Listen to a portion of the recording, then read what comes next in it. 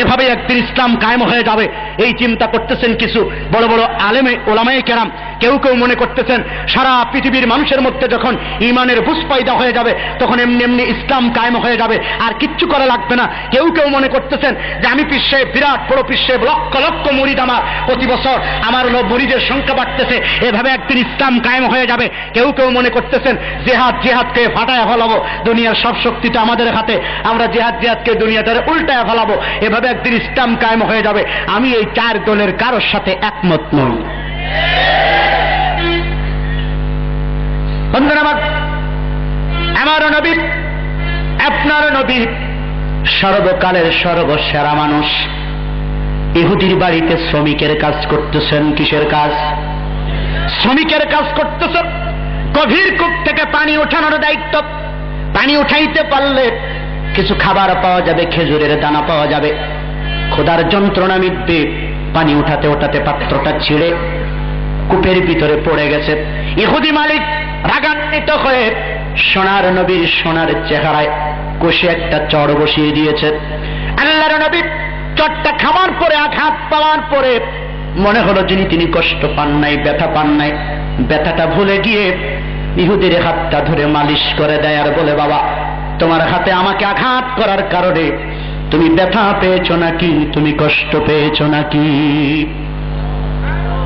সেই নবী আবার বদরের ময়দানে, অহুদের ময়দানে, খন্দকের ময়দানে, হুনায়নের ময়দানে 27টি যুদ্ধে সেনাপতির দায়িত্ব পালন করে যেই হাত দ্বারা আঘাত পাওয়ার পরেও ইহুদির হাতটা মালিশ করে দিয়েছিলেন, সেই হাত দ্বারা ধারালো তরবারি ধারণ করে সেনাপতির দায়িত্ব নিয়ে সাহাবায়ে কেরামকে অর্ডার করেছেন, সামনে আগাও, কাফেরদেরকে প্রয়োজনে কচু কাটা করো, তারপরেও ইসলামের বিজয় যে কোনো মূল্যে ছিনিয়ে আনো।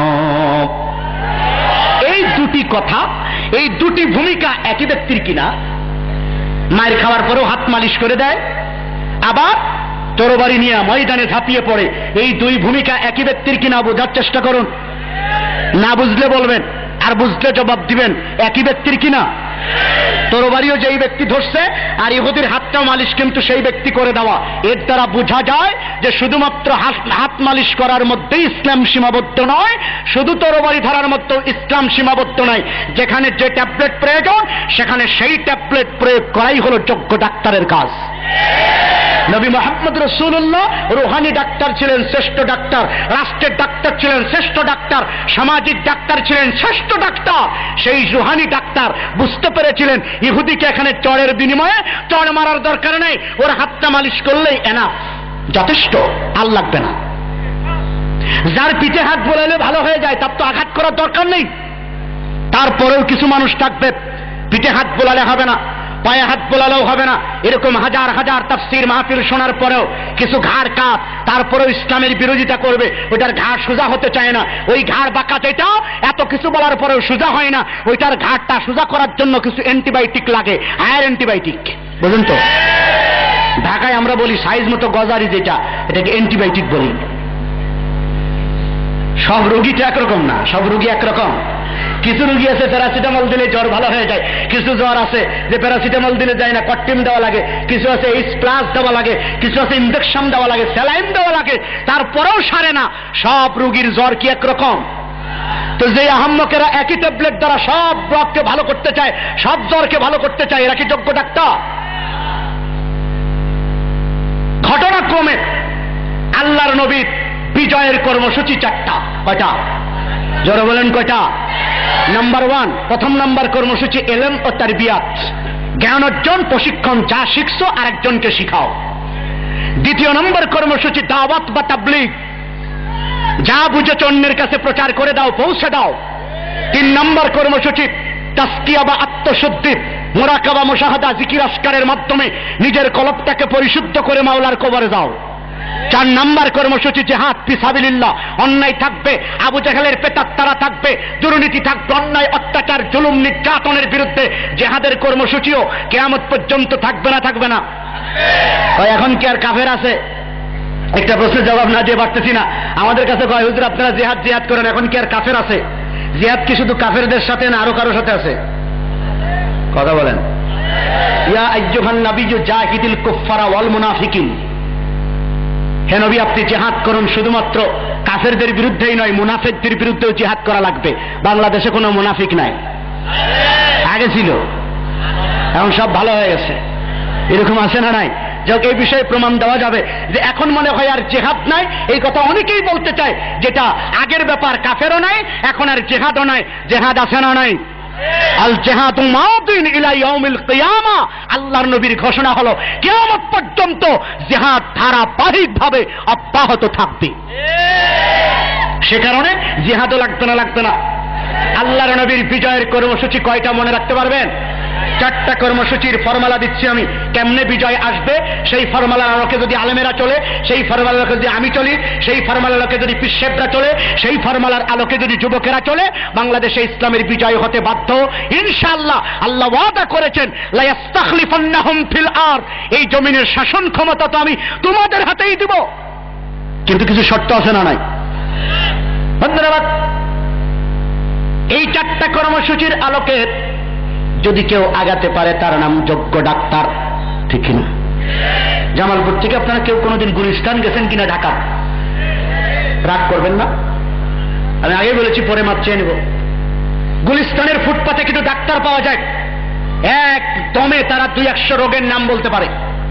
রোগের নাম বলে লেকচার দেয়, আমার এই একই ট্যাবলেট খাইলে সব রোগ ভালো হয়ে যাবে। আপনারা কি বলেন? একই ট্যাবলেট দ্বারা সব রোগ ভালো হয়?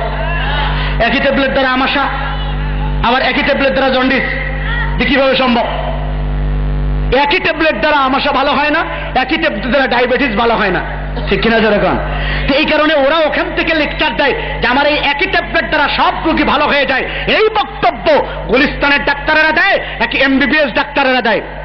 এমবিবিএস ডাক্তারের কাছে গেলে কয়েক প্রকারের ওষুধ দেয় একই রোগের জন্য, পার্শ্ব প্রতিক্রিয়া যেন না হয়, অন্য কোনো ব্যাপার স্যাপার না থাকতে পারে।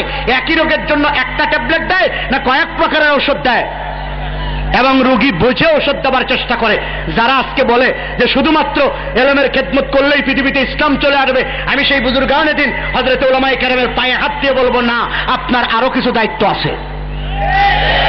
যারা মনে করেন গোটা পৃথিবীর মধ্যে তাবলীগের কাজ করতেছি, ইমানের বুঝ পায়দা হয়ে গেলে এমনি এমনি পৃথিবীতে ইসলাম কায়েম হয়ে যাবে, আর কিচ্ছু করা লাগবে না, আমি এই মুবাল্লিগের পায়ে হাত দিয়ে বলবো, আপনার আরো কিছু দায়িত্ব পালন করার আছে।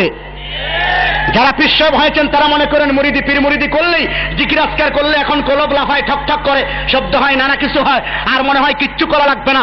আমি সেই পীর এবং পীরের মুরিদদের পায়ে হাত দিয়ে বলবো, আপনারও আরো কিছু দায়িত্ব আছে না নাই? যারা মনে করেন শুধু জিহাদ করলে, ইসলামী আন্দোলন করলে টুপিদারির দরকার নেই, জিকির আজকারের দরকার নেই, দাওয়াত ও তাবলীগের দরকার নেই, ইলম কালামের দরকার নেই, এমনি এমনি ফাটাফাটি অবস্থায় কি কন বোমা ফাটাইলেই দুনিয়াতে ইসলাম কায়েম হয়ে যাবে, এ জাতীয় চিন্তা চেতনা যাদের মধ্যে কাজ করে, আমি সেই ইসলামী আন্দোলনের অকুত ভয় সৈনিকের পায়ে হাত দিয়ে বলবো, আপনারও আরো কিছু কাজ করা দরকার, ঠিক কিনা? যেরকম যদি কেউ একটা নিয়ে পড়ে থাকে, যদি কেউ বলে শুধু একটা দিয়েই দুনিয়া জয় হয়ে যাবে, আমার সেই বক্তব্যটা গুলিস্তানের ডাক্তারের মতো মনে হয়।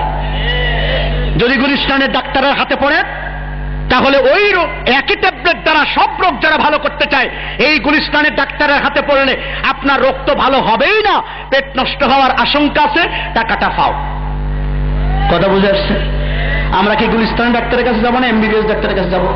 তবে আলহামদুলিল্লাহ, হতাশ করার জন্য কথা বলি নাই, আলহামদুলিল্লাহ বাংলাদেশে এমনও ডাক্তার, এমনও পীর, এমনও আলেম আছে না নাই যারা চতুর্মুখী কর্মসূচি পালন করে, যাদের মধ্যে এলেমের কর্মসূচি আছে, যাদের মধ্যে দাওয়াতের কর্মসূচি আছে, যাদের মধ্যে তাজকিয়া জিকির আজকারের কর্মসূচি আছে, যাদের মধ্যে জিহাদের কর্মসূচিও আছে।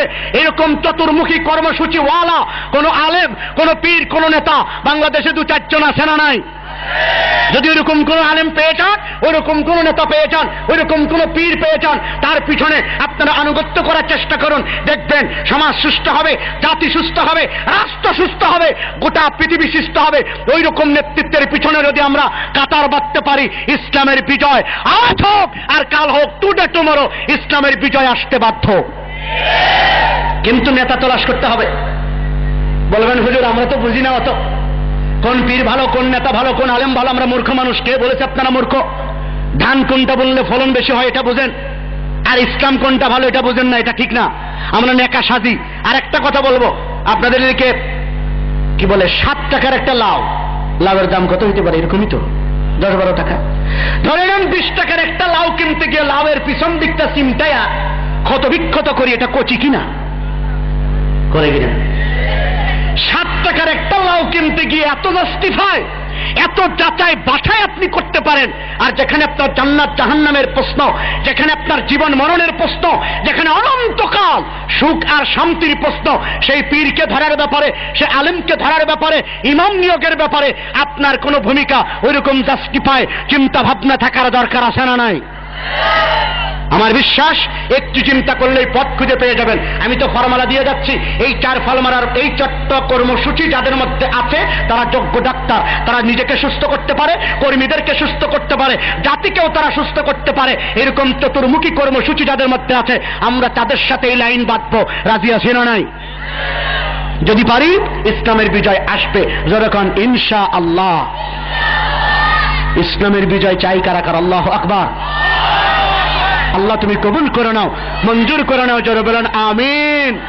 2টি প্রেসক্রিপশন আমি দিব কর্মীদের উদ্দেশ্যে যারা হাত উঁচু করলেন, বিজয়ের বাসনা যাদের মধ্যে আছে। কিন্তু এই কথা বলতে গেলে অনেকে আমাদেরকে নানা ভাষায় ট্রিট করে, নানা ভাষায় আমাদেরকে হিসাব কিতাব করতে চায়।